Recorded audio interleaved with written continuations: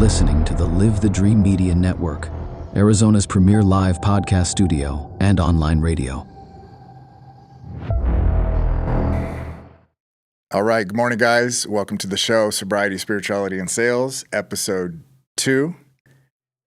We had such a good time last week.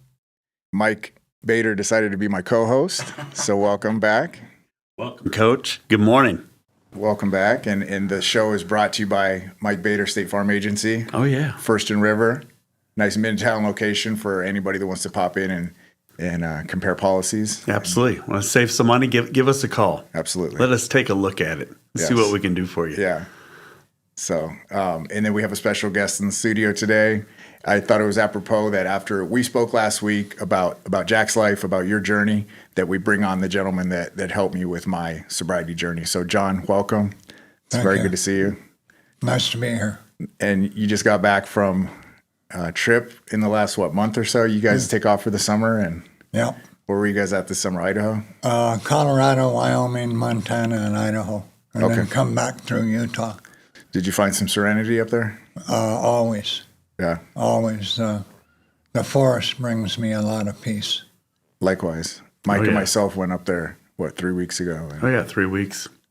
It was fantastic. It's always good to get away. Yeah. Yeah. So, after we spoke last week, like I said, I just thought it was important for John to come on because John's the person that pretty much taught me and showed me how he got sober, right? Like, he just showed me this is what worked for me. This is the things that I did. And I had a respect for John because I would go to places that I would see him at 12-step meetings, and what he would share just really resonated with me, and it was really powerful. And so, again, John, welcome. Thank you. If you want to give us a little background on yourself, if you don't mind. No, tell I people don't where mind. you're from, how many dogs and cats you have. Of course, my name's John, and I was originally born in Corpus Christi, Texas, in a dysfunctional home. Around 5, my mother and father divorced, and he got my 2 older brothers, and my mom got my sister and I. So I won't say I've always had problems with women, but I was raised in a household of women. But the thing that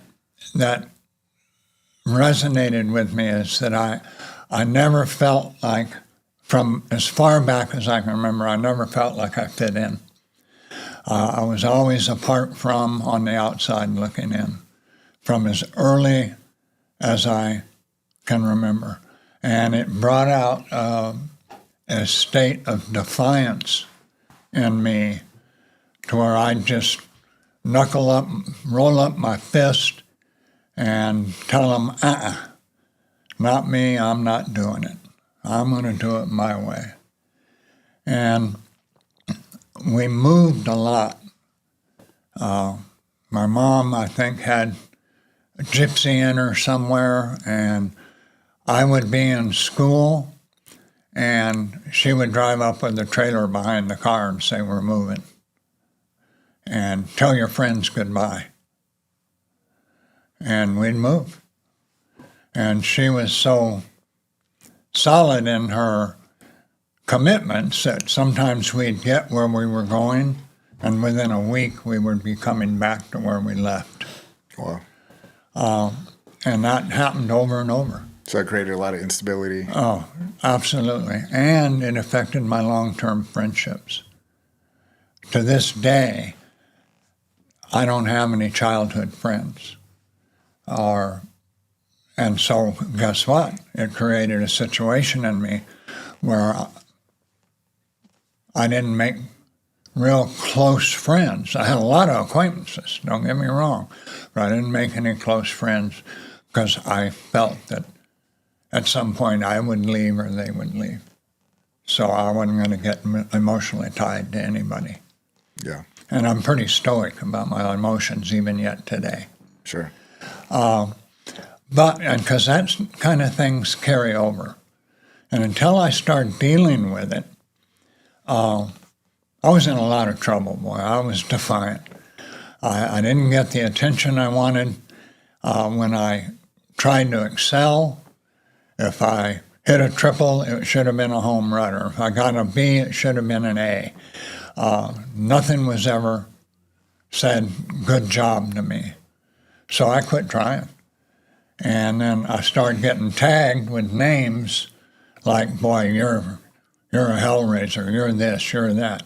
Well, for me to live up to my reputation, I proceeded to act out on those things. Self-fulfilling prophecy. Yeah. It was amazing to me once I realized that.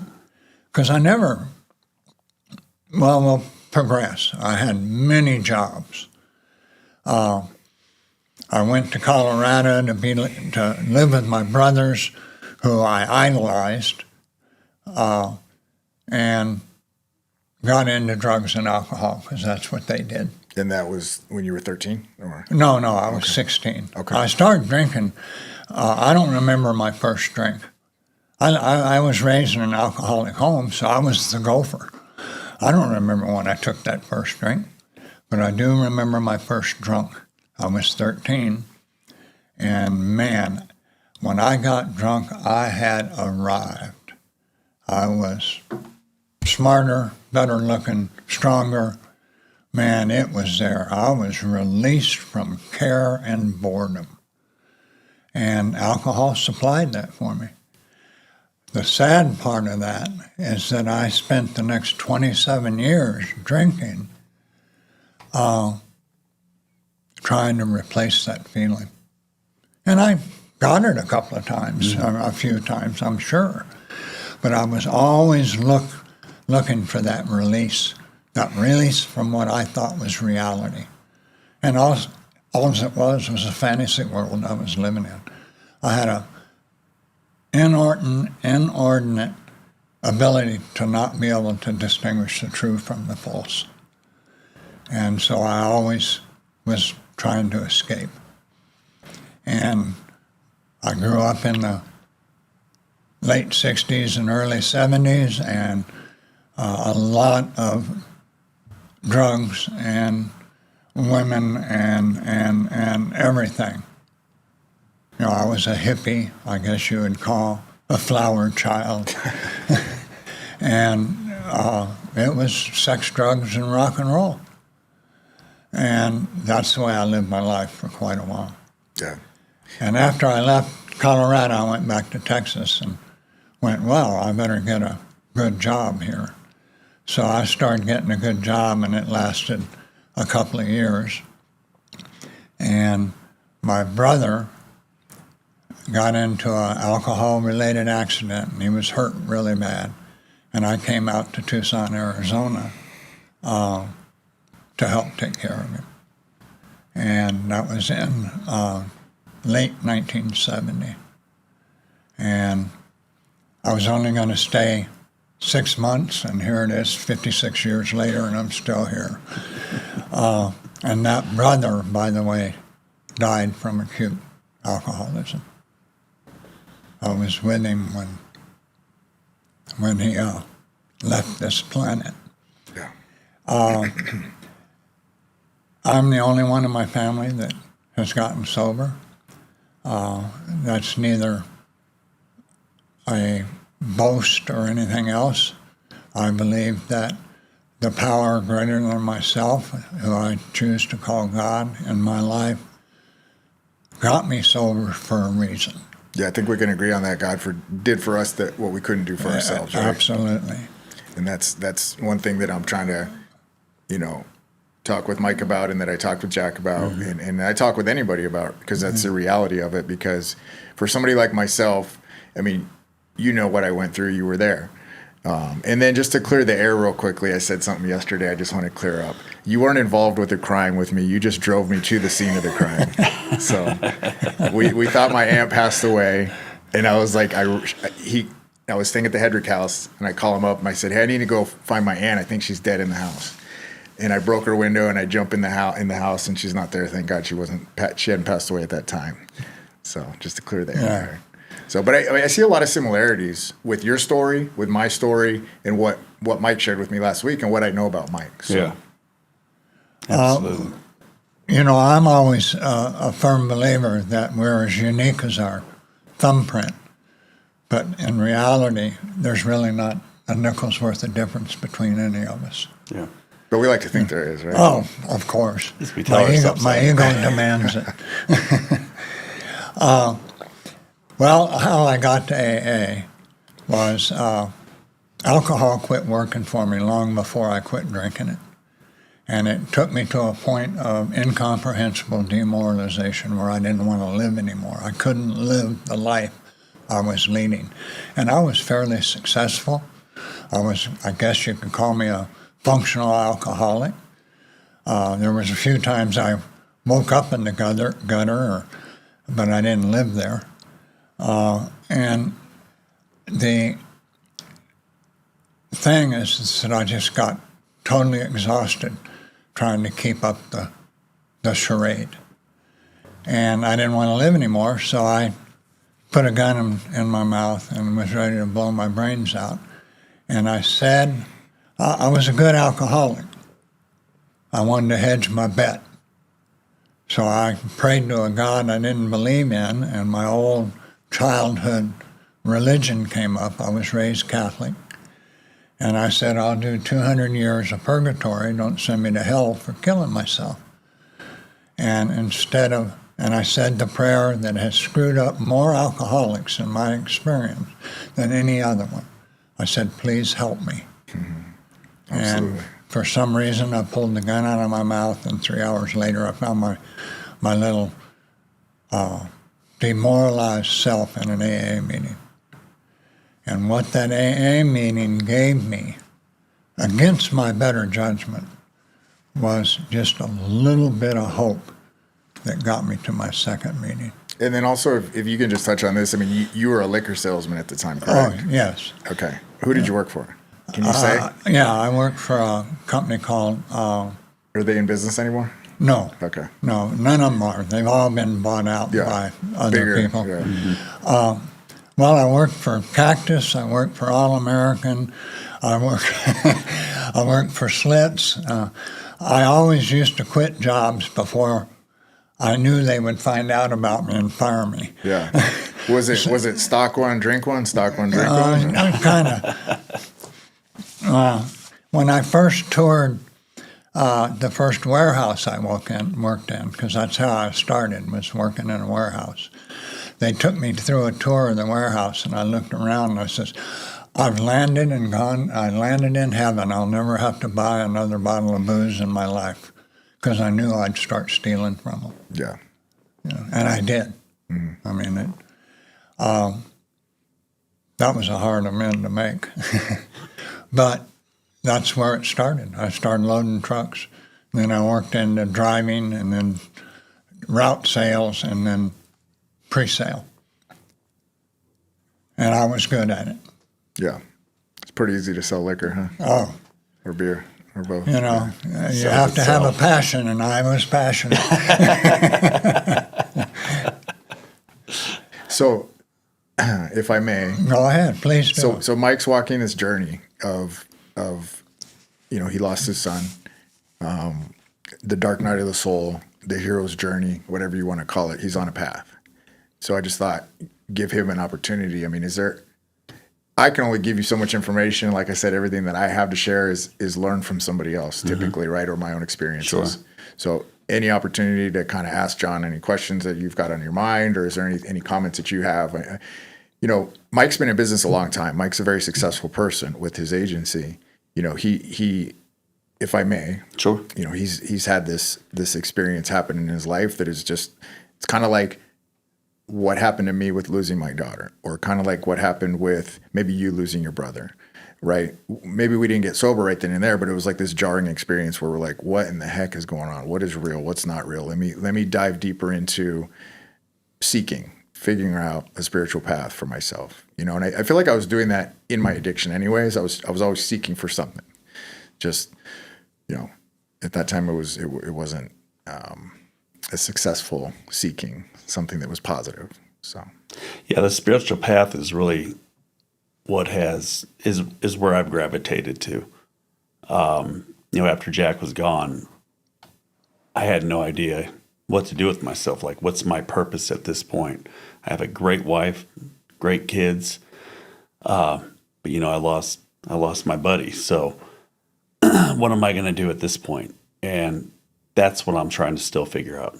But I could say the spiritual way has been a tremendous help with me and dealing with it on an everyday basis. Yeah.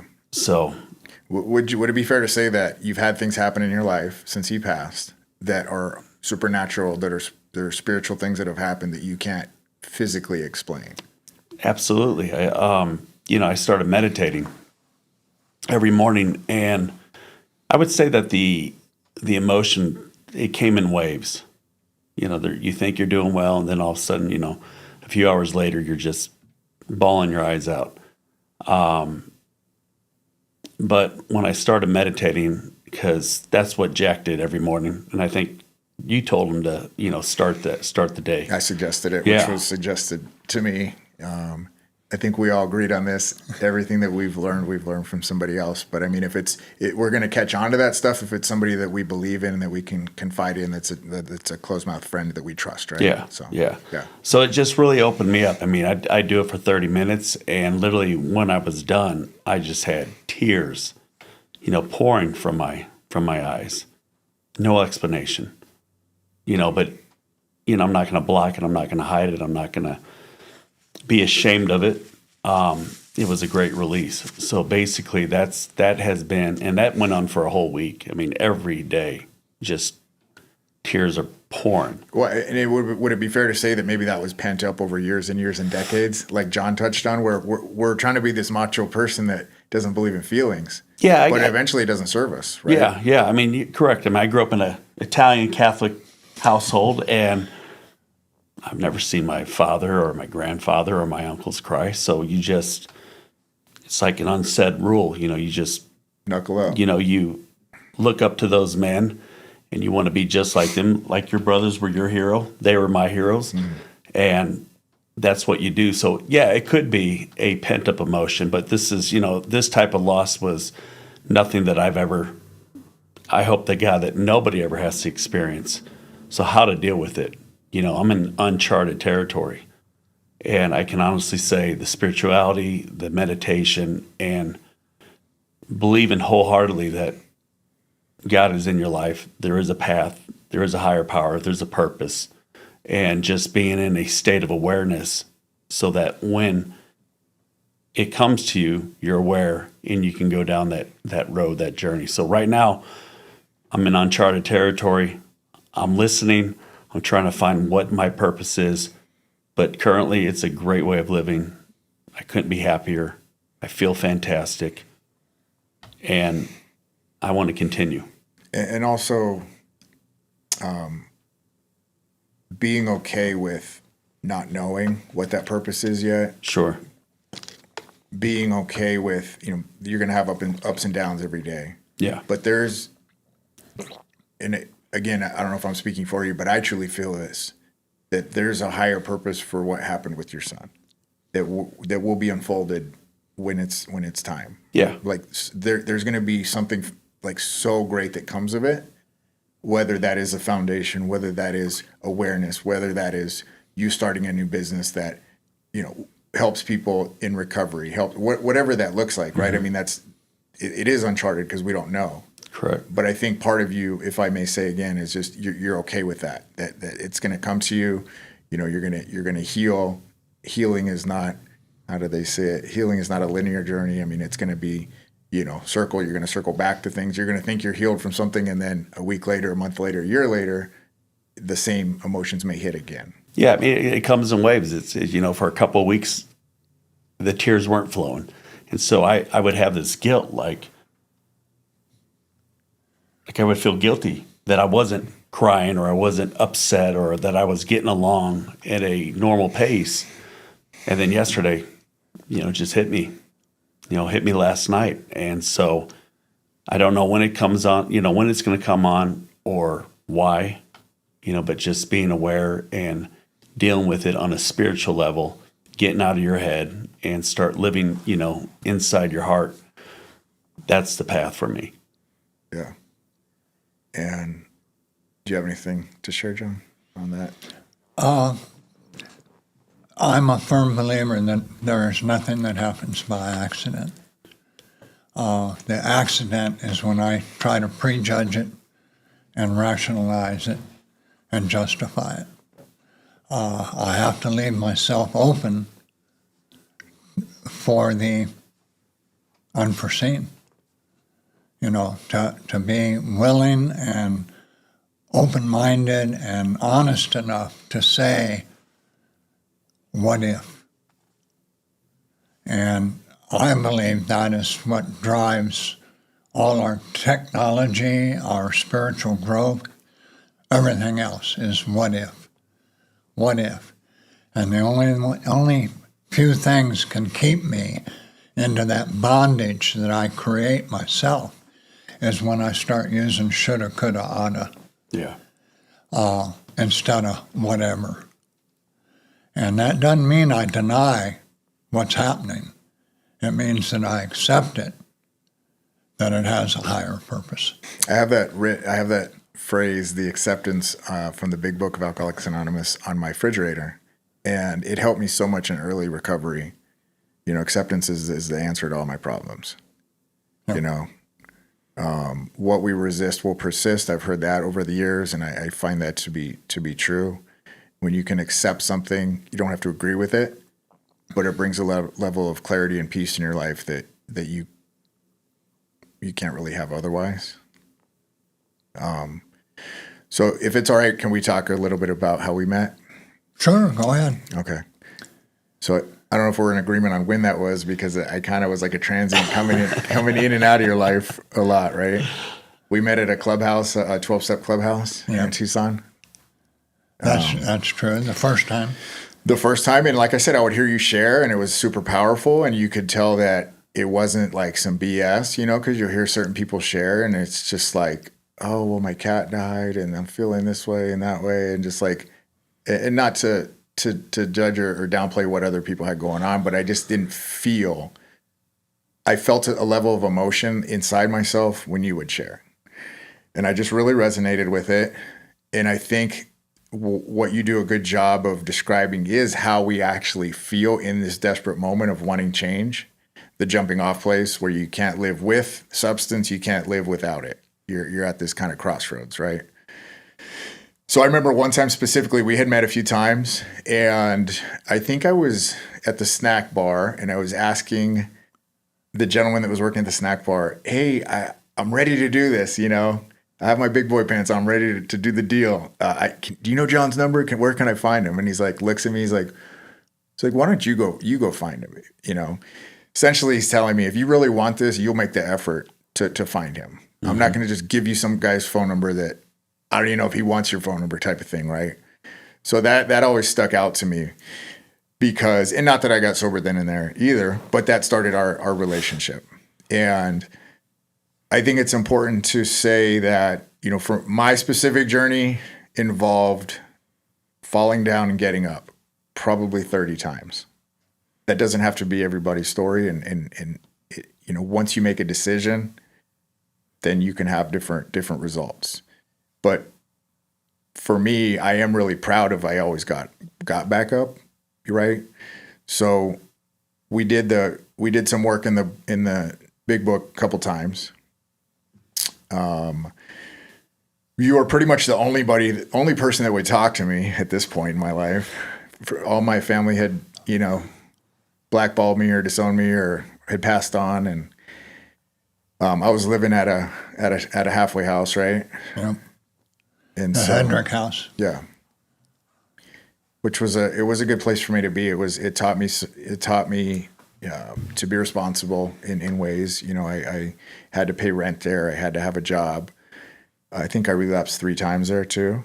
And the one thing, and you've said this before, that you feel like really helped me is I started to get really honest, not only with myself, but with other people, specifically with you, regarding, hey, I relapsed or this is going on, or no, I did this. I've been shoplifting from stores or whatever that was. I just knew that that wouldn't serve me. And if I truly wanted like long-term sobriety, that I had to be 100,000% honest about everything. Right.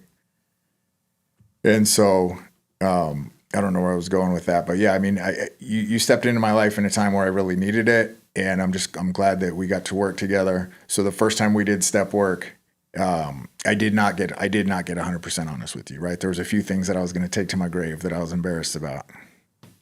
Yes, that is true, and I recognize that, by the way. And I admitted that I was lacking in certain areas, if you remember correctly. And I brought in another man that I was working with. You were telling me hit and miss on your time in prison. And I said, I've never been in prison, so I don't even know what you went through or any of that. But I have a friend that has been in prison that I'm working with. Would you mind him coming in and talking to you also? Yeah, and not everybody needs two guys to help them, right? But I was so messed up, I needed two people to help me get through this process. Well, it was just a layer of your honesty that needed to be discovered.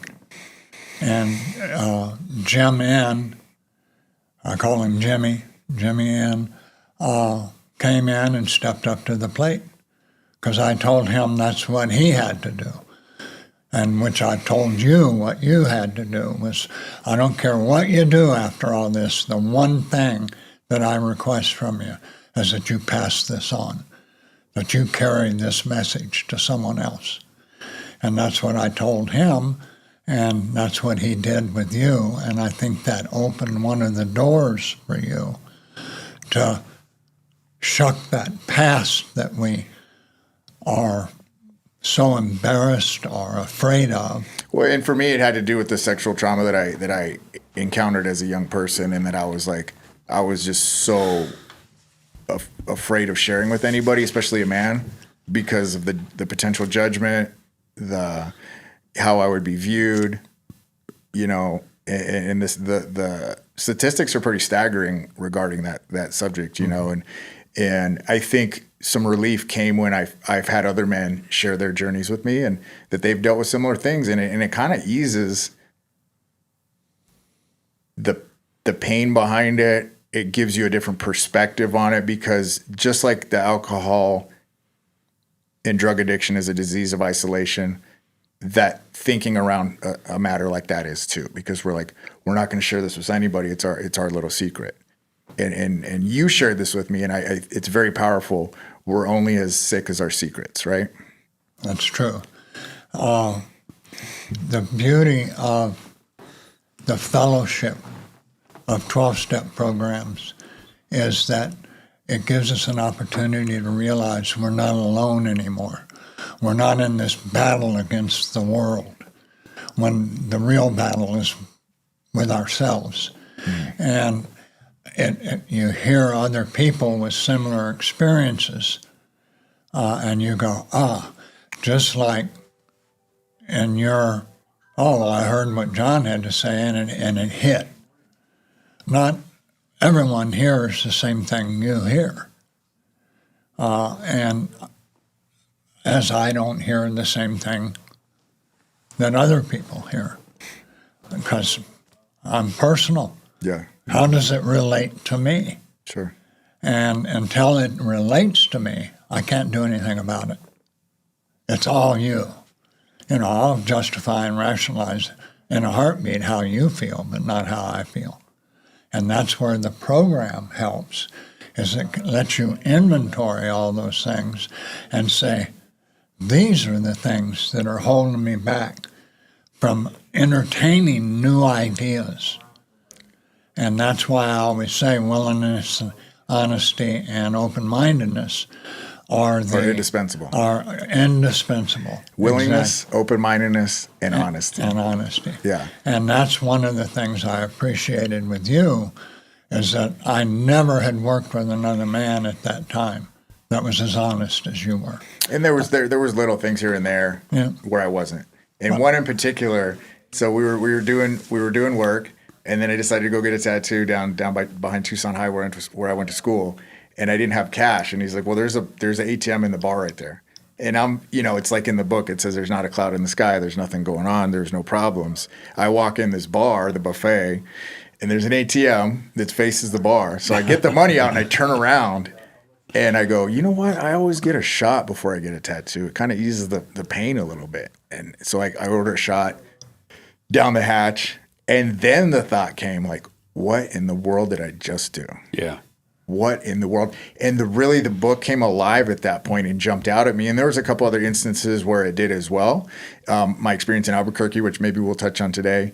But, having this lived experience of what the 12-step book actually says in it, it blew my mind. And I carried that with me I only took one shot, but I carried that with me for 3 or 4 months. And I think I ousted myself in a meeting in the fall of that year in front of everybody and started the clock again. And you had this, it's funny because he had this little like card in his book of people's sobriety dates.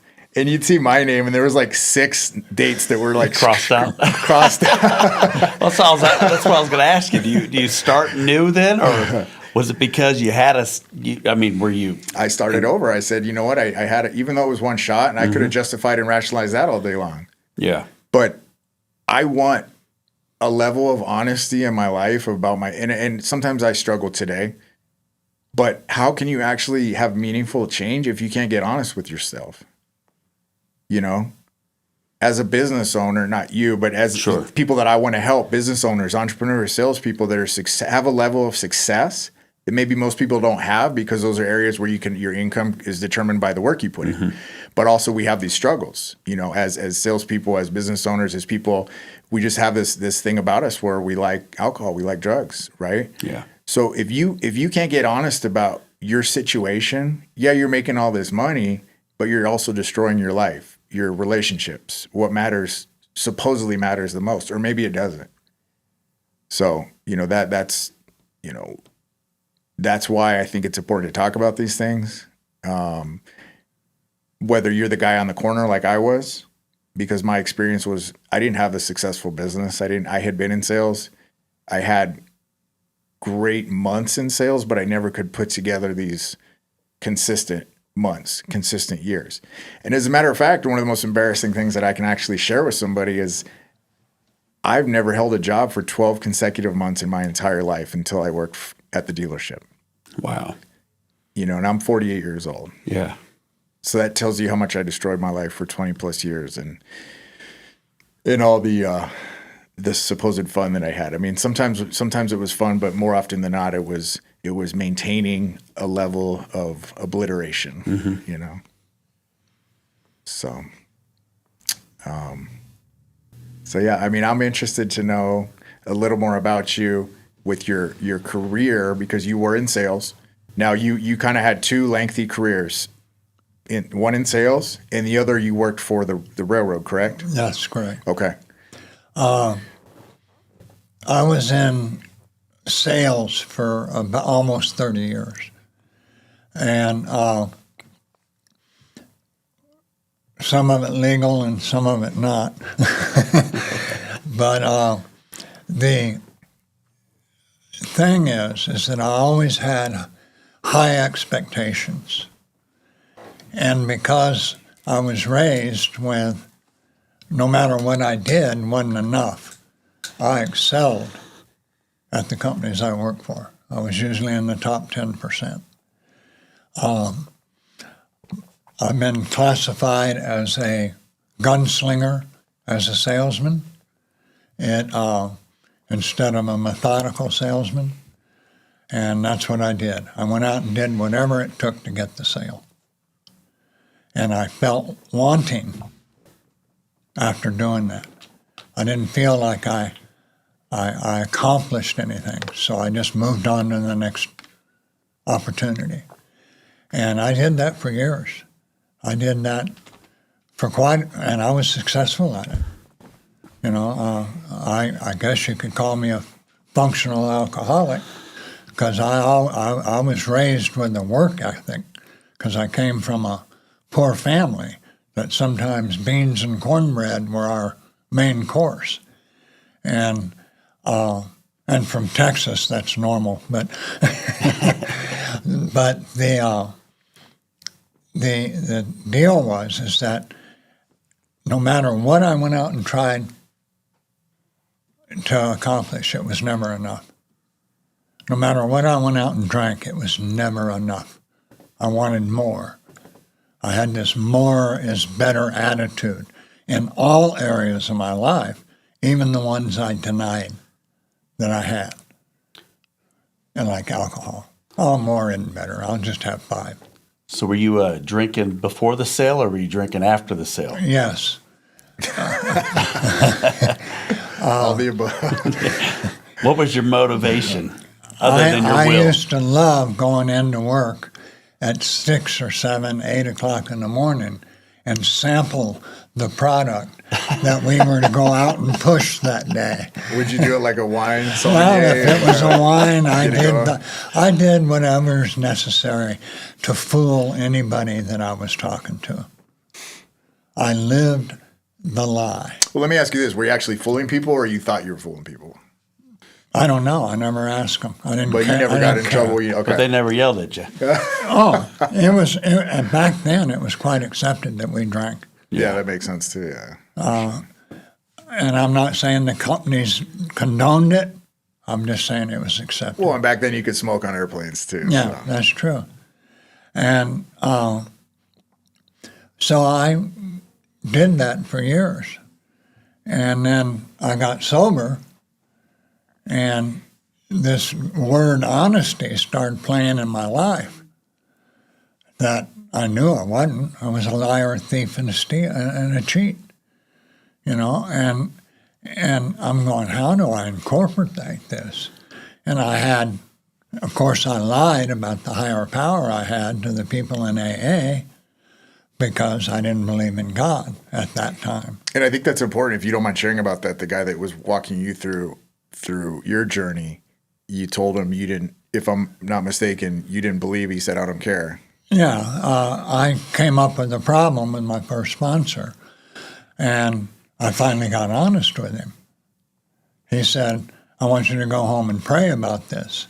And I says, well, I got to get honest with you. I have to tell you, I don't believe in God. And he looked at me and smiled and said, I didn't ask whether you believed in God. I told you to go home and pray. And I had made a commitment to that man to do whatever he asked me to do if it wasn't illegal. Right. And so I went home and prayed. My first prayer in AA. And, you know, every now and then I'd go, please help me, you know, without any kind of conviction. Right. And my first prayer in AA was, you know I don't believe in you, and the only reason I'm doing this is because my sponsor told me to. And blah, blah, blah. And I prayed about the problem, which I don't even remember what it was today. But it was removed. Yeah. That's why I don't remember it. It's gone. And I've heard that time and time again from people in the program. Yeah. Right. I don't know what I believe in, but I'm praying. I'm sitting here. I'm taking the time. And that's the start. And I think what's important in the book, it talks about more will be revealed, because our conversation sitting in my living room in my little apartment was, well, I don't know what I believe because I was Catholic, right? Mm-hmm. I had this idea of the guy in the sky with the robe and this and that, the beard. And so I'm trying to think my way through who God is to me. And I think you basically said, come on, dude, it's not that hard. Either you believe it or you don't. Yeah. And God's either everything or he's nothing. That is true, and that's where I had to work myself into. And I found that solution, of course, in the chapter to the agnostic. And that was either God is or he isn't. What's my choice to be? And I went, wow, I got a choice in this. And then the next few words says either he's all or he's nothing. Mm. And I went, well, I don't want a nothing God. I mean, I'm grandiose. Yeah. Yeah. He's all. And on that basis, I've structured a spiritual walk in my life today that every day is a day I see the power of that all, that he is all. I just don't have to understand what the all is. Yeah. Yeah. I just have to accept that it's all. And with that basis, I lead a life today that is more serene, more tranquil, calm, peaceful, spiritual, if you want to say, and which I do want to say, than I've ever lived. It's a life that's beyond whatever I thought I was capable of. So you're working every day? Oh, absolutely. It's a daily program. Every day is an adventure. How am I going to meet it? I don't want to meet it on my own. I don't want to meet it the way I used to meet it, me being the guy in control. I mean it that I'm in control of giving up my control. So you were open to the higher power because even when you put the gun in your mouth, Yeah, well, that was before you opened up the book. oh, absolutely. Well, that gun was about to be your higher power.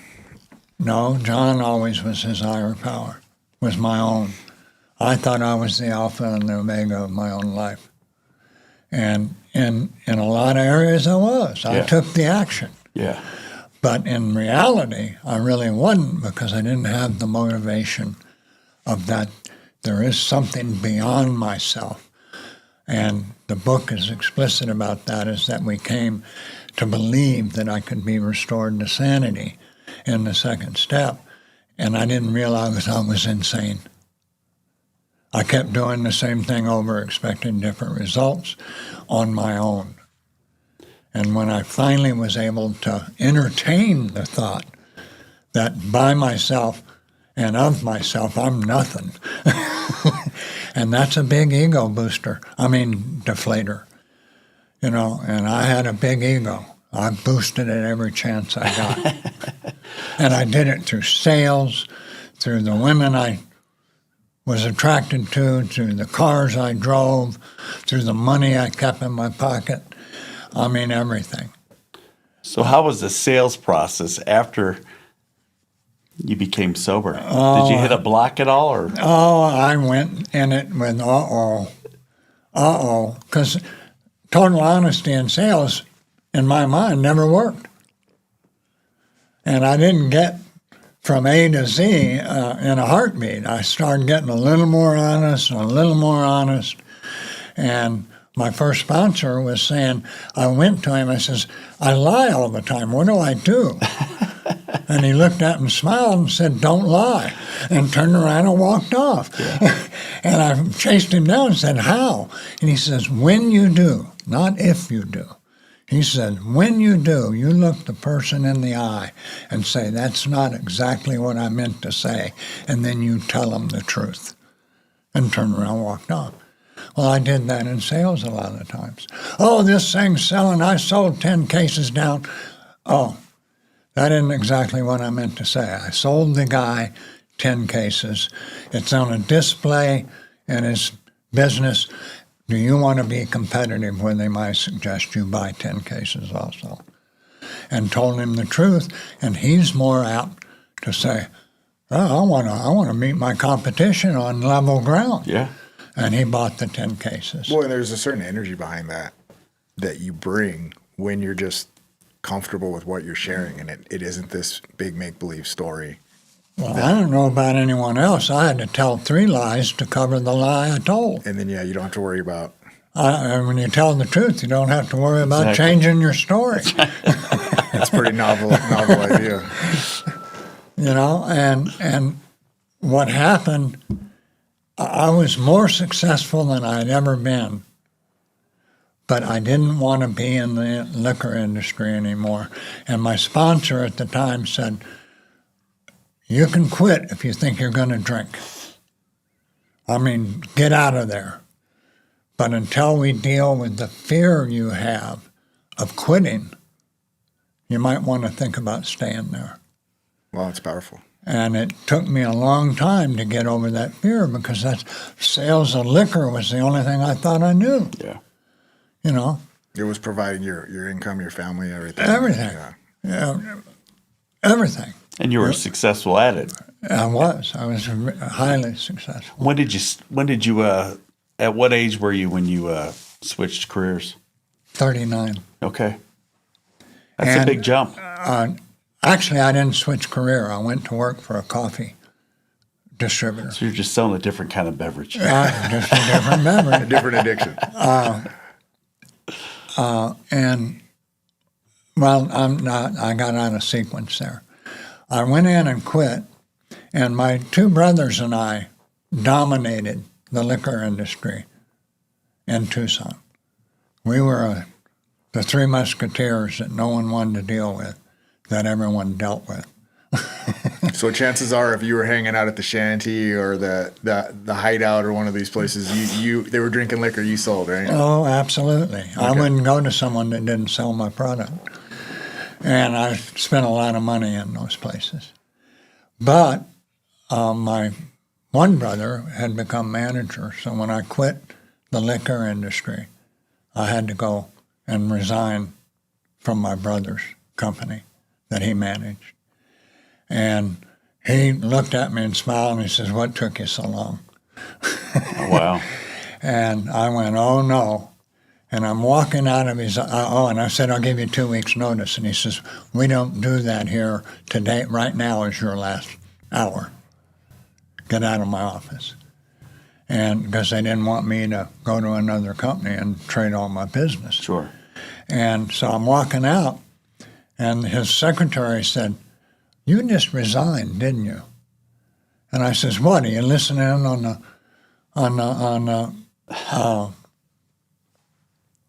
intercom there?" And she goes, "No, you're smiling."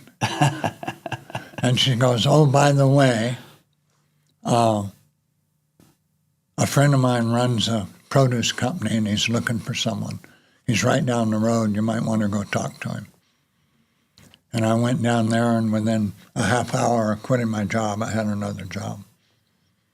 And I was selling produce at that time. And then I managed a produce company. He sold to a larger company. I didn't like the way they did business. I started managing a produce company out of Phoenix for Tucson sales. And that fell through, and I didn't know what to do, so I started selling coffee then. And stayed there for 8 years. Loved it. Family-owned business, high morals, high ethics. It was great. Do you want to drop the name? I'm pardon? Do you want to drop the name? Are they still in business? Arbuckle Coffee Company. Oh, wow, yeah. They sell it at Yep. Frank's. They sell it everywhere. Yeah. And I woke up one day and went, they have no retirement. The best I can do, because it's family-owned, is maybe become a sales manager. And I had higher hopes, and I needed to get out of debt, and I wanted a retirement program.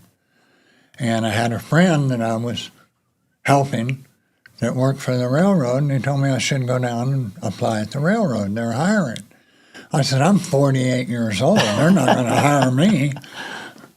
And he says, "Well, go down and talk to them, see what they got to say." So I went to DES, because that's who used to send you out on places, the railroad. And he was my old wine manager from one of the liquor companies I worked for. Oh, wow. And I went in and told him, I don't want an entry-level sales, And he says, "Have you ever thought about the railroad? They're hiring." And I went, "Well, you're the second person that said that." And by then in AA, I didn't ignore things like that. And I says, "Where do I apply?" And he says, "Out front." I says, "Well, then who I talk to?" And he says, "Me." And he sent me on my interview, and I wasn't hired. I was 16 out of 12 that they were going to hire. There was almost 300 that showed up. Oh, wow. And I talked to the guy, and he says, "If you come back in 6 months and I'm here, I'll hire you. But we're only taking 12, and you came up 16. And I said, "Okay." And as I was walking out to my truck, I thanked God for the opportunity, because my initial plan was just for interview practice, because I never interviewed with a large company. And I thanked God for the opportunity, and was already thinking about where am I going to find another sales job. Well, 2 weeks later, I got a call from the railroad. They said, "Are you still interested?" And I said, "Yeah," because, I mean, they paid a lot. Yeah. And I needed a lot, and they had a great retirement program. Not the company one, but the railroad retirement that went with it. And I said, "Why are you calling me?" They said they never called back. And I told my interview, I said, I wanted drugs and alcohol tested that day because he's going to lose 4. And he says, "How do you know that?" I says, "From my experience." And guess what? 4 failed their initial drugs and alcohol test. You're number 12. And I'm number 12. And she says, "I've worked here for over 20 years. We've never done this. We would normally just take the 8. Do you want to come?" And I said, "Yeah, what do I got to do?" And she says, "You have to go down and take a drug and alcohol test today." Like, gladly. And I went, "Yeah," because I knew I'd pass. And that was the first step. That was the first step. And then it progressed from there where I went through more interviews and got into a training program. It's funny you say that because when I had to take my drug test, I was so excited to do it because I knew I'd be clean that I flushed the toilet, and that's like the one thing. There's like signs everywhere, "Don't flush the toilet." And so luckily they let it slide. I was like, "You got to be kidding me! I'm actually clean, and I'm about to drop. I'm about to be dirty essentially for this." So let me ask you this: so for somebody who is considering a sober walk, somebody who is doesn't have a relationship with a higher power, but their life is unmanageable, whether that's their career, their family, their personal relationship with their wife or their spouse or their children or whatever that looks like. And they're just like, let's say they are atheist or agnostic. Let's say they grew up Catholic and they have this, like I had these jaded views of what God was and wasn't, and because of other people's experiences. But I never took the time to myself to really investigate. So really it's my own fault. But for somebody like that, what kind of advice? I know you don't like to give advice a lot, you give suggestions, but like what would you suggest somebody start with? I mean, where would somebody start that's maybe mad at God? I mean, who knows? Whatever your relationship with God is, it doesn't matter. It doesn't matter. We're non-denominational. 12-step programs are non-denominational. What I suggest and what I had to do over a long period of time was that I had to first realize I had a problem. I had to, and I spent 5 years trying to control and enjoy my drinking, and it didn't work. And I drank some of the finest beverages known to man. And I could not enjoy, because I didn't know how much I was going to drink. I only went out and wanted to drink 1, and I drank 15. I'd go out and drink 15 and not get drunk. And that created more fear in me than not stopping at all. And when I finally got in and I was ready to surrender, which I didn't know I was surrendering, I just didn't want to live the way I was living anymore. I had a desire to change. I didn't know what that change was. I didn't know anything about AA. Been in the liquor business for over 20 years, and it never entered my mind. I didn't go to bars and throw parties and all that and say, you might want to think about AA, because I would have to think about AA. Yeah. So I was in total denial. And I went in there, and I was at a speaker meeting, and this man got up there and said that God had allowed him to be sober for 10,000 some odd days. And he proceeded to tell his story, and I identified with him. I drank better than he did, and sometimes I drank in worse places, but he didn't tell me. Those things didn't resonate with me. He told me how he felt when he drank. and couldn't stop. And I get chills right now thinking about it. That was 39 years ago. And I went, dang, the idiot who counts how many days, but he instilled enough hope that there might be an answer for me. And maybe I should pursue this a little bit. And he gave me enough hope to get to my second meeting. And I think it's important to say too, like there's other ways you can get sober, right? I just don't know what those are, because for me the only thing that worked was doing this 12-step deal, and so having somebody that can share how it affected them and how they felt on like an intimate level or detail, because that was my experience, is that I had all these tragic things happen, but it wasn't until I like felt a certain way about everything that was going on when I went to rob the Circle K and something came over and said, don't do it. And I go home and I'm like, I'm so tired of being broke and not having any money. I'm spending all of it on dope. I don't like what I'm doing. I don't like the person I'm looking at in the mirror. I can barely even look at the person in the mirror, right? It was that feeling of desperation where I was like, all right, let me try something different. Because I had been arrested. I had lost my daughter to the state of Arizona. I gave up my rights, essentially. I had done all these other things that were all my fault, that were all my doing. And so none of those were motivation enough for me to make changes that were going to be substantial changes to have a good life, right? So what I hear you saying is that this guy shared exactly how you felt. That is true. And there was some resonation there where you walked up to him and said, hey, man, I'd like to talk to you about this. Well, no, I never did talk to him. Oh, okay, my bad. I mean, I did through the years, but he was a little more aloof than I thought, and he was carrying the message in his way. Sure. And what happened is that I started hearing those things from other people. That's the beauty of the fellowship.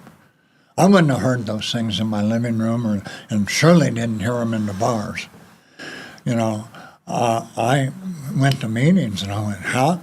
Did my girlfriend call and tell them I was coming so they could talk about me? Yeah. I mean, that's where my ego was. It was all about me. And I didn't even entertain the spiritual aspects that I was hearing. I said, no, that's good for them. I don't need to do that. I'll do everything else. I'll make a commitment and do everything else. I made a commitment to my first sponsor not to lie to him. That was a process, not a flip of a coin. It took me a while. And so consequently, little changes brought about phenomenal results. Mm-hmm. And I have to look at that in my sales career. Little changes. When I finally started getting a little bit honest, I started getting great results, and I wanted more reserves. More is better. I'm a more is better guy. That did not go away from my drinking time.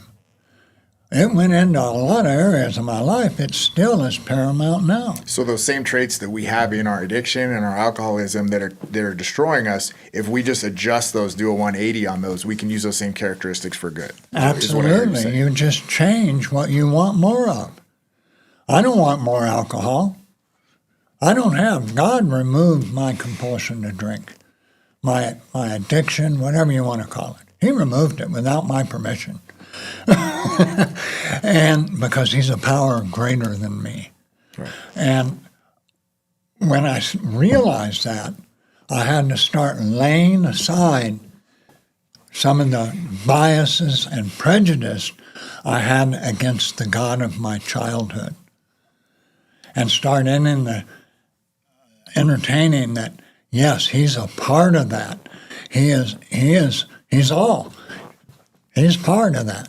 That God with the white robe and beard and all that is part of the all. What am I going to do with it? How am I going to relate to that? And I went over to the power of the universe and nature. I mean, you name it. Red paint. I mean, anything that I could grab a hold of at the time to say, okay, this could be God. Yeah. That was the start. This could be. And slowly, with that attitude and that mindset, I start seeing God in a whole lot of other areas that I never entertained before. And I think when you can see the power of God working in your life in specific examples and instances, it grows your faith. It deepens that relationship, which allows your mind to open to other possibilities where God can work in your life as well. Yes. And then it just flows from there. It gives you hope. And it also solidifies my belief structure. It gives me, every day to me is a new adventure. Not necessarily to go out and see what I can do, but in essence to see what I can receive from that all-powerful God of my understanding that will help me feel protected and cared for and be of service to my fellows. Amen. To be maximum service to God, which is very difficult for me because I don't know what that means in a lot of areas. But to be of service to my fellows, man, that doesn't take a rocket science. It can mean a smile, open a door for someone, let someone in traffic, don't do 55 and a 35. I mean, all those things can be an expression of being of service to my fellow human being. Which is a spiritual journey, a spiritual walk, a faith-based journey. Every day. And that goes back to last week. We touched on the 24 hours. All we have is today. That's it. If I'm worried about something that happened yesterday or that my fiance yelled at me this morning, more than likely I'm going to flip that guy off in traffic because I'm worried about something that just happened. It's not even has nothing to do with that guy or not let the person in or whatever. But when I can be truly present, that's where the miracles happen.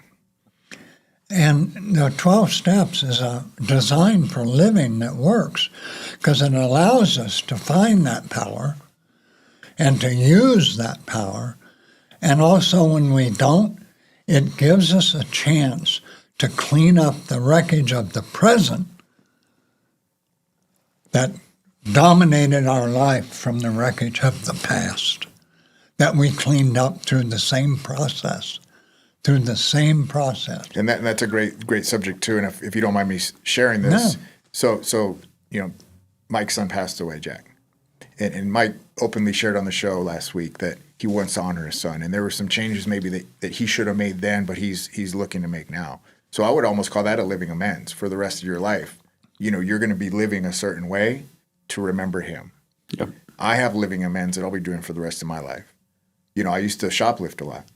And part of what I do is when I check out at Whole Foods and they ask you to donate $5 to the community food bank, I gladly do that because I know I created and wreaked havoc in this community for many, many years. And that's a way for me to give back and feel good about myself and know that I'm making a difference in the community that I once took from. So making amends is such a huge part of the transformation. Not only your recovery journey, mine, everybody else's. I mean, the things that I did, financial amends, personal amends. I mean, you drove me to New Mexico to make amends to my daughter's mother and to her grandmother. And, part of what I've shared with Mike about is sometimes those amends don't go as we want them to go because we're self-centered and we want it to, we want to look at me, I'm different now. And that's not always the case. Some people are going to tell you to go F yourself. So I never want to see you again. And we have to be fine with that. But we had that willingness to take those steps. Right? I'm a firm believer in that. And if someone isn't willing to receive the amend, it's not the process. The process is for me to clean my side of the street off and take that power that I've given to that resentment or that action away and be okay with it, to be okay in my own skin. I'm more okay in my own skin today than I've ever been. I'm a success today because I accept exactly who, what, and where, and what I have is enough. And that doesn't mean I don't want more. Remember, I want more is better. I'm that type of guy. But I'm satisfied right now in this moment that everything is as it should be. as it should be. And I hate that word should, because shoulda, coulda, oughta keeps me in darkness. It keeps me from operating in the now. It puts me in the past or it puts me in the future. It does not help me in the present. And that's where I live. Yeah. I live in the present now. What am I going to do about it? Well, I know that I'm fallible. You know, one of the first steps in humility is recognizing your limitations. I know I'm fallible. So what is my recourse? My recourse is to rely on a power greater than myself to guide and direct me. Now, I believe in the word that I read that the fundamental idea of God is in every man, woman, and child. It's way down deep. And it's there that he's found. And guess what? That's where I found that God of my understanding was way down deep in me, because I knew what was right and wrong. I just didn't abide by it. And today I try to keep the wrong to the minimum, because I don't want to deal with it. I don't want to carry that load. And when I do it, I usually have to do it out of necessity, because I've crossed my own line. Mm-hmm. And that is the beauty of making amends. So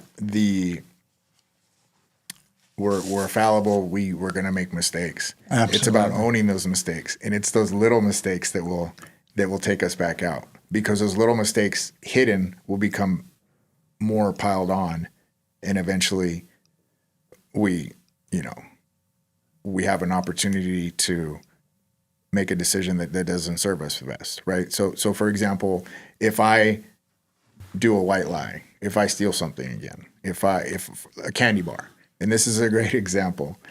So I used to steal, or what they call boost, to get the drugs that I wanted, and I shared that with you in early on in sobriety. And when I first got sober, I continued to do that because I justified and rationalized that I needed hygiene and I needed these things to go get a job, to smell good, and whatever else. And so you said something interesting to me, and I'll never forget, about stealing a candy bar. It's not about the process of stealing the candy bar. It's how you feel about yourself, the thoughts that you tell yourself after you've done that. See, I'm that same POS that I used to be. It's not about the action of just taking something. So, that's something that's just stuck with me over the years. And, I try and be very careful about being dishonest, about, sharing stuff that I don't know anything about. Any subjects that I'm just not comfortable with, I'm not going to just start running my mouth about, because I know that that's kind of old Mike and maybe creeping back in, and that's going to create some problems for me. In that inventory process that we use, my first sponsor in my first inventory said, don't forget to put down the good stuff you feel about yourself. And I found out that some of the good stuff is what I wanted to be, not what I was. What I wanted to become. And he said, are you willing to work for that? And I'm a firm believer in making lists. To do a pro and a con list on a lot of my actions. If I do this, what happens if I don't do this? What do I want, and what am I willing to do to get it? And I want a new car. I make a pro and con list. I want to go to this man and get an insurance quote. I'm going to do a pro and con list, because I need to know what I want so I can transmit to him of what I think I want and I need, or he won't be able to help me. That's correct. He won't be able to help me. And he needs to go, okay, John's coming in. What's the good? 2:30, right? 2:30. Yeah. What do I need to do to overcome his objections, to find out what he needs and what he wants? And I'm a firm believer you don't sell the steak. You sell the sizzle. When I have a barbecue, no one comes up and looks at the steak first. They smell it and then come over to the pit and say, wow, what a nice steak. It sure smells good. Yeah. So the sizzle sold the steak, not the steak itself. And so I need to find out if I want you to do something for me or with me. I got to find out what your sizzle is, man. Because without that desire, you're going to come in it half-baked. You're not going to give it your all until you are getting something in return. That's a human nature. That's not selfishness or selfishness or anything else, self-serving. It is human nature. And it's me taking that human nature out of its intended purpose that put me in turmoil. And I try not to do that today. And I succeed and I fail. If I don't learn from my failures, I will repeat until I do learn. It's kind of like you shared with me about opening doors for people. How you used to do it to get the thank you, right? Yep. And then you had kind of a breakthrough in that area. My first sponsor told me I had to be of service and open doors for people. And the first one I opened, a street lady came in. She was overweight. Her clothes didn't match. Her socks didn't even match. And I opened it up and smiled and said, I hope you're having a good day. You stupid broad with the clothes that don't match and the socks that are stupid. And you know what she did? She turned around and said, thank you. So from that beginning, I don't expect the thank you anymore. Although there are times when I'm powerless. I open it up, they walk in, and I go, oh, by the way, you're welcome. Yeah, no, I've done it too. We want that dopamine hit. We want that thank you, that acknowledgement, right? Oh, yeah, and that dopamine needs to be replaced. Because I quit drinking doesn't mean the dopamine went away. Yeah. That's a physiological thing I have, and I need something to set it off. Well, guess what? I hate to say it, I'm pretty simple. Opening doors gives me a fire. Doing something nice for somebody gives me that, yeah. You got to find something that sets your soul on fire to replace the... That hole needs to be replaced with something. So I have to look at what's positive in my life today to fill that hole. Because alcohol was positive for a long time until it wasn't. You know, I know Mike's a big workout guy. You know, I enjoy my workouts. To me, that replaced early on. Because we grew up in sports. And I know you played some sports growing up too. So that physical exertion, that physical activity for me has been, huge in my recovery journey, as well as going to nature. Yeah. So everybody's got to find their own things that they can fill that void with. But usually those are things that last throughout the day and you don't wake up hungover the next day. Mm-hmm. Closing a sale. I mean, closing a sale is probably the best natural high that I've ever had. And then typically you're going to close another one just after that because you're on cloud nine and yep. your energy's good and everything. Feed like that. the hot hand. Yeah. Just keep going. Yeah. So you'll be in about 2:30 then to get your I don't policy? know. I'll have to set up an appointment. I'll call his I think office. I'm going to be switching over too, actually. Well, I want to see what he has to say. I have other avenues that I'm going to search out too. Absolutely. Because that's who I am today. He's not going to sell you. It's going to be his lady at the front office that is like the sweetest lady in the world that she's probably got a dozen baked cookies under her desk right now Sure. waiting for you. Yeah. It's the service. Yeah. The sale's fun, but you'll work a lot harder if all you're doing is selling and not taking care of the people that you have sold. I haven't had, until recently, an insurance agent that's called me back and say, is everything okay? Is there anything I can do for you? Until I got some new home insurance that I have. Excuse me. But I've had a couple of phone calls from that office. Yeah. Any other thoughts, comments, Mike? That I guess, how can somebody get a hold of you? There's a lot of people out there that are drinking. They want something better. They want to live a better life. They want to feel better. They want to go down the right path. They want to be more successful. Yeah, absolutely. I mean, You're the coach. Book on my Instagram. I have a TikTok as well. Mike Curry, Sobriety, Spirituality, and Sales. My website is MikeCurryCoaching.com. And thanks to you, Mike Bader, State Farm Agency, First and River. This show is gonna go on and continue, and we're gonna talk about subjects hopefully that matter.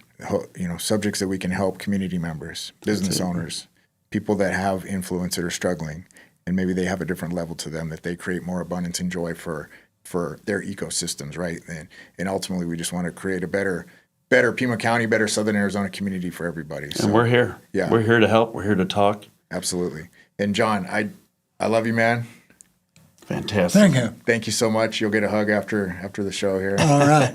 Endorphins. Yeah. Thank you, John. That dopamine rush. That's it. Yeah. Well, thank you so much for being on today. You're We covered a welcome. lot. Thank you. Sorry there was kind of no great order to it, but I think we did a pretty good job. And thank you, Mike, for being here. And Thank you for having continuing me. to be here. Thank you. It's going to be Absolutely. awesome. Thank you, guys. Good deal. You're listening to the Live the Dream Media Network, Arizona's premier live podcast studio and online radio.